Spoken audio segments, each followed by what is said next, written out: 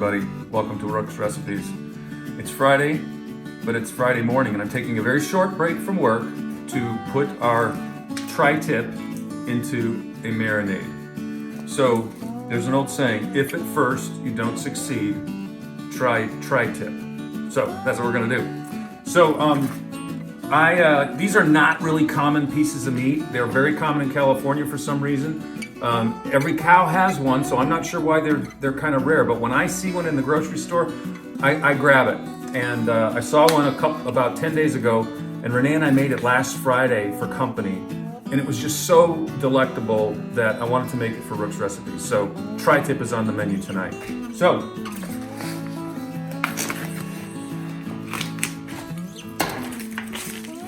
I am going to do a little bit of trimming, not a lot.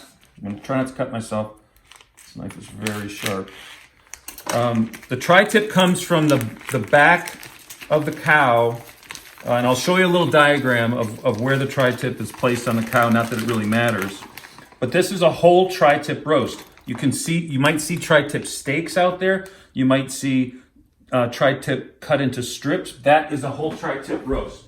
And it's about 3 pounds and 3.5 pounds, and it costs about $10 a pound. This is way more than Renee and I need. We're gonna have leftover. We're gonna have a lot of it left over for sandwiches, but I want you to see how this works. Now, you can see how the beef or how the fat kind of comes off if you just slice it a little bit. You know, if you think fat is flavor, you can leave it on. It's not going to kill you. Okay, so a word about cooking method. How are we going to cook this thing? We are going to sous vide this. Now, I think it was episode 3, I sous vided a steak, but we didn't really talk a lot about it. Sous vide is a water bath, and as quickly as I can explain it, when you cook a steak on cast iron or on a hot grill, you're putting the raw meat on, let's say, a 450 degree temperature, right? And so that heat starts to cook the steak through, and then you turn it over and it cooks it through the other side. And basically what's happening is it's a race against time. As the heat goes through that steak, you want to stop it at just the right time so that the middle of the steak cooks to your medium rare temperature. And if you mess that up, that temperature starts moving higher and faster through the steak, and it's boom. Before you know it, it's overdone. Or you can mess it up on the other side. And the thicker the steak gets, the more challenging that becomes. So what sous vide does is you set the temperature of this water bath at the temperature that you like your steak cooked. So medium rare is typically 135, let's say. You set the water bath at 135, and what happens is this thick steak will cook to exactly that temperature throughout, from this edge to this edge. And by the way, this thick part will be perfectly cooked to 135, and this thin part will be cooked perfectly to 135. Whereas if you put this on a hot grill or a cast iron, this thing's gonna get done way before this thing's gonna get done. So we're gonna sous vide it and show you how you can cook a piece of meat like this perfectly for company. And if you're ever nervous about it, am I going to cook it too hot on the grill or too fast on the grill? Is it going to be rare? Is it going to be too overdone? This takes all the worry out of that. And that is a big worry for some of us grillers who are less than professional. So quickly, probably said too much about that. I'm going to use my all-purpose seasoning, which is garlic, salt, and pepper, to kind of put a dry rub on this and rub it around. And we'll turn it over and do the same thing. We're gonna marinate this for a few hours. That's why we're starting early in the morning. We're gonna marinate this for until we start the sous vide. You could do that or you could not, but that's the way we're doing it, and it's Rook's recipe. So there's that. Now we're gonna put this roast into a gallon Ziploc bag, like so. And then we're gonna put in our marinade, which is very simple. I'm ashamed to be using what we call garlic. This is garlic. But I'm just going to use this because I don't have enough fresh garlic. And you can see it's a marinade, so don't worry about using a lot of garlic. It's not gonna hurt anything. So that is soy sauce. That's a third of a cup of soy sauce, about 2 teaspoons of garlic, and this is chili paste, like a Thai chili paste, just for something hot, and that's about 2 tablespoons. And that's going to be our marinade that goes onto the meat that's been seasoned, and it's as simple as that. Boom, that goes in there. We seal it up. And then we just work the marinade around a little bit, like so.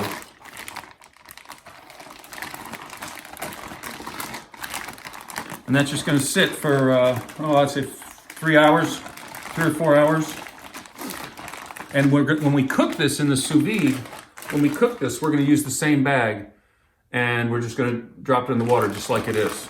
So now I've done this several times. You might think, well, my gosh, with that marinade time plus the sous vide cook time, this thing's going to taste like, concentrated soy sauce.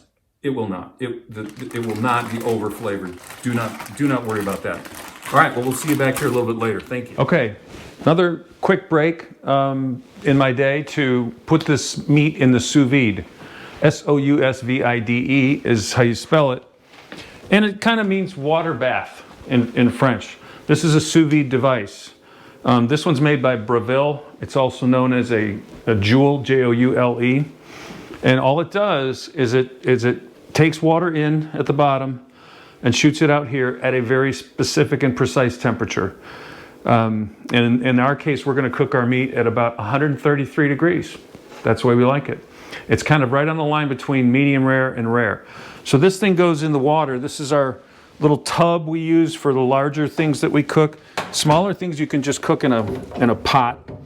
But for this one, we use a tub. And this is our meat that's been happily marinating. And I'm going to have to go get my phone because the phone actually operates the Joule. What about that? I'll be right back. Got my phone. I'm going to put this in the bath. Now, the Joule can warm up. Now, I'm opening the bag because what happens is when you dunk the meat into the water, it squeezes the air out of the bag in a beautiful way. Why would you do that? Because you don't want this to float.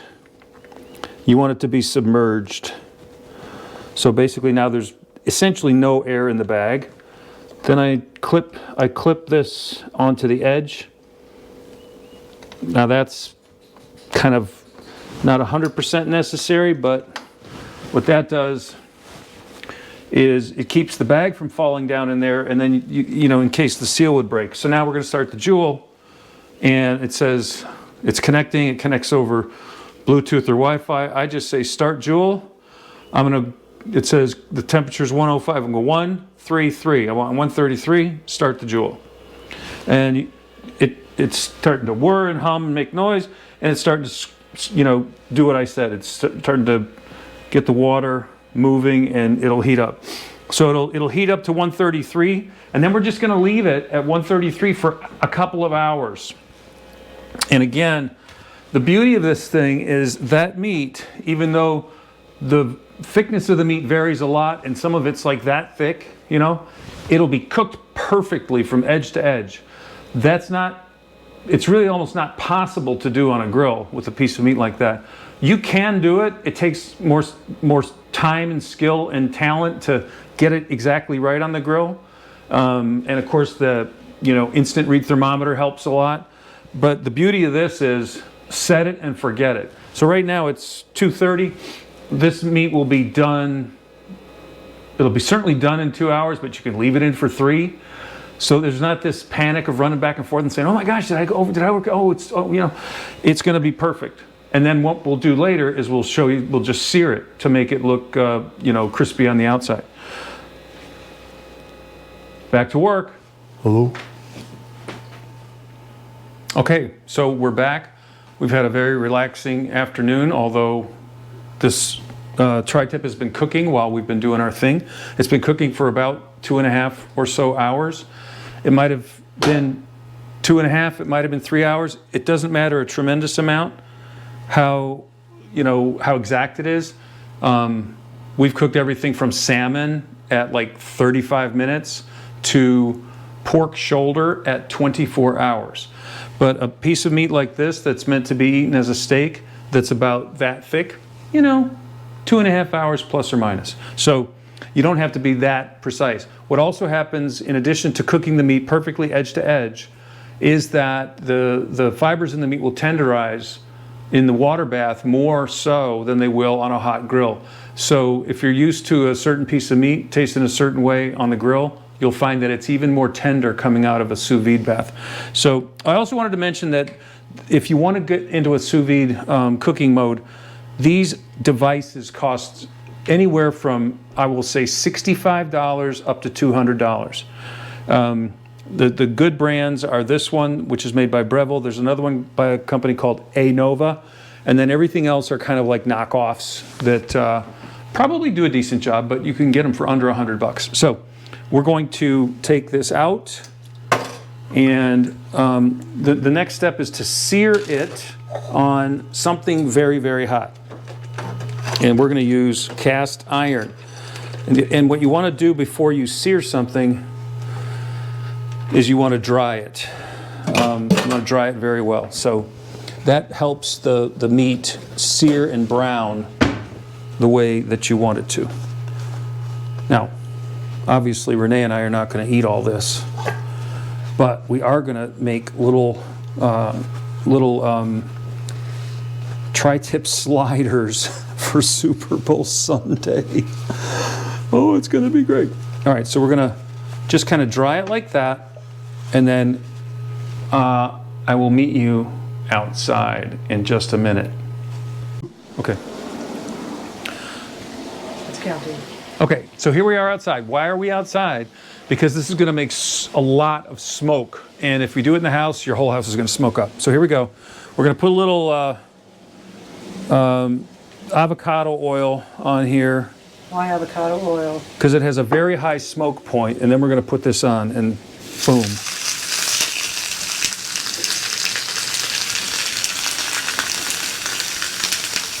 So it only takes about, I would say, 2 minutes or so per side, and that action, that amount of time will brown and crust up the outside, but it really won't cook the inside much at all. So this is kind of, number one, it's cosmetic, so it looks really nice. But number two, you want to get that char on the outside to sort of give you that grilled flavor. But we're really not changing the amount of cooking that's happened on the inside. And there's several ways to do this. You can do it on the grill, you can do it on a hot grill, you can do it on hot cast iron. You can actually use a torch. Some cooks use a torch. It's called a sear's awl to, it's the kind of thing that they use to finish a creme brulee or something like that. But you can actually use a torch to impart a sear on the outside. Not recommended. Yeah, it's not my favorite way to do it. I like cast iron.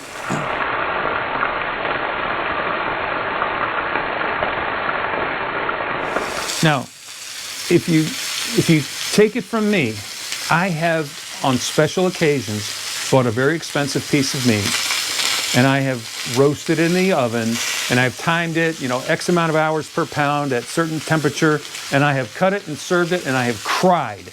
And I've been embarrassed and ashamed because I had 12 people sitting around a table with a standing rib roast that was overdone. Eating gray meat. And,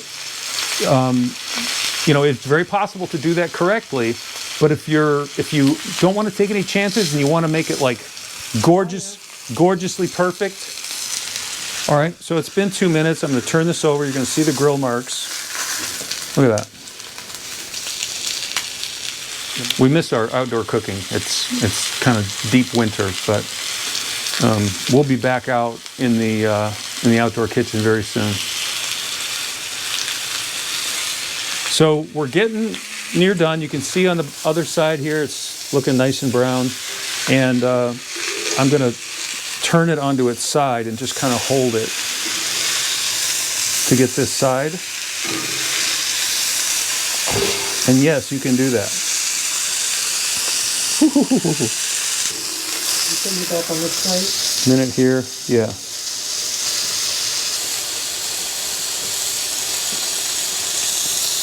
What does Sherlock think? Have you ever seen so much gorgeous searing meat? Look at that. That's almost like branding. I mean, I don't want to mention branding, but okay. Now you could go a little longer. You could do a little more, but it's enough to make the point. And now we bring it in. We're going to let it rest for 5 minutes. We're going to let it rest for 5 minutes. Look at that. See the steam coming off there, Renee? Mm-hmm. Well, let me just say one thing. Tri-tip is kind of a cross between a flank steak and a sirloin. It's more tender than a sirloin. It's not as sinewy as a flank steak. It is incredibly flavorful.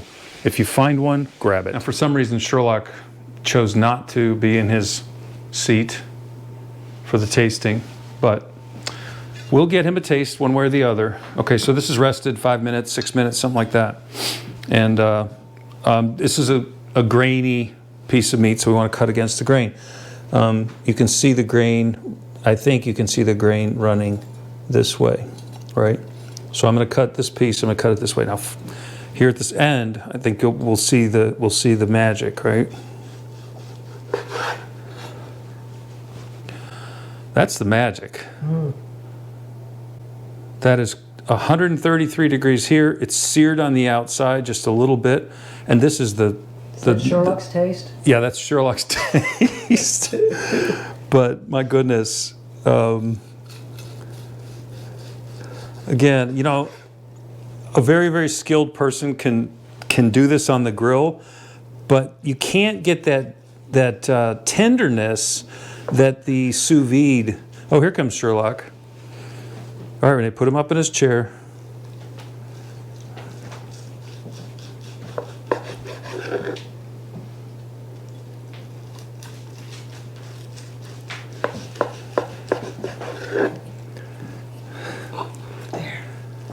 Now, I'm telling you, if you have company over, or if you just want to have a very special evening, look at that.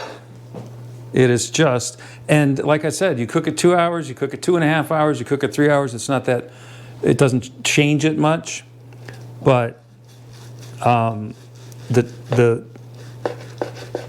it's like if you want to go for the sure thing, you get this. All right, so here we are. We're going to taste it. We're going to let Sherlock taste it first and see if we did okay. This is a big piece for him, isn't it? And notice we're using our special Rook's Recipes cooking board, or cutting board that we got from my son Kenyon and our daughter-in-law Kendall. Okay, here we go. Right off of a human fork. What do you think? Yeah. Look at him, he just chomped it like a wolf. Swallowed it whole. He says he'll take the other half. You want the other half? All right, let's try that. You sure? Are you sure? Don't be like a wolf. Okay, good. All right, so now the cook gets a taste. My taste will be slightly larger than Sherlock's, but I just totally recommend this to you.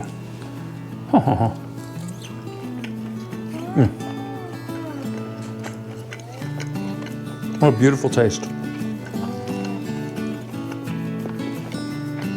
If you want to do a different kind of marinade, that's fine. It's tender. It's just gorgeous and luscious. And I highly recommend it to you. You will impress your company. Thank you for joining us, and we'll see you next time. We love you.